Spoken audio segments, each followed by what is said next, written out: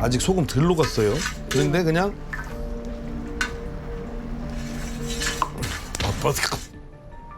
그렇게 넘어갑니까? 보기에도 그렇지요. 네. 이렇게 계산을 해봐야 역으로 원가 계산할 수가 있어져요. 그러니까 사장님이 이걸 드셔보시면 아, 내 원가 계산이 얼마나 터무니없이 잘못됐다는 걸 느끼셔야 돼.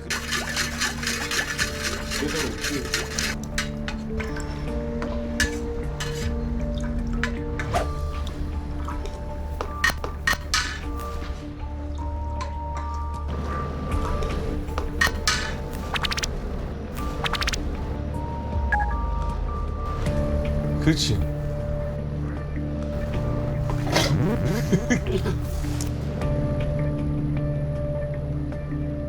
이제 알겠지, 뭔가가 얼마나 잘못됐는지. 그래서 제가 해보니까 그러니까 결국 얼마가 나오냐면 3,000원이 아니고 1,900원대가 나와요. 그거는 가스랑 그거 다 집어넣어서 3,000원. 그거를 이제 사장님이 잘못 알고 있는 거예요. 우리가 보통 음식을 원가를 계산할 때는 가스비는 계산 안 해.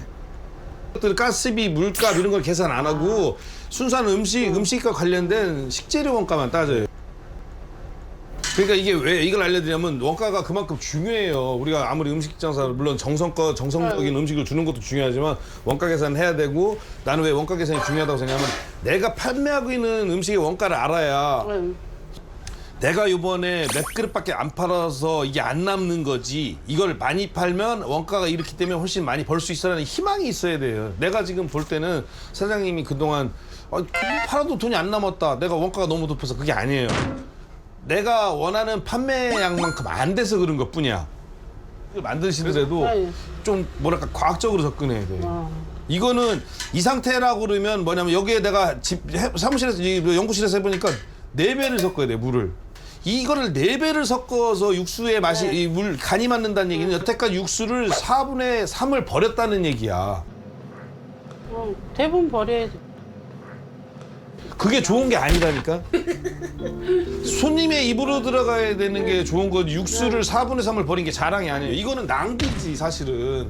그런 거야. 4분의 3을 버리느니 차라리 4분의 1만큼 내가 더 진한 육수를 손님한테 주거나 좋은 육수를 주면 되는데 도리어 나는 미련하게 멸치 한 통을 다 써가면서 그 비싼 육수를 만들어서 4분의 3을 그냥 버렸다는 얘기가 되는데. 항상 뭐 이 정도 뭐 손님이 좀 들이었다, 뭐 추워서 뭐 그랬다 그러면은 거의 저기 있는 거 뭐 거의 제가 쏟아버리는데 아이고 그거 다 낭비인 거 같고 누구 주고 싶은데. 그럼. 고칠 건 고쳐야 돼. 맞아요. 좋은 거 배웠습니다. 성격이 그래서 그런가? 성격 고쳐야 돼. 아니 진짜로. 저는 시간만 되면 이게 아무것도 말고 절대 그 좋은 거 아니야. 그 자랑이 아니에요.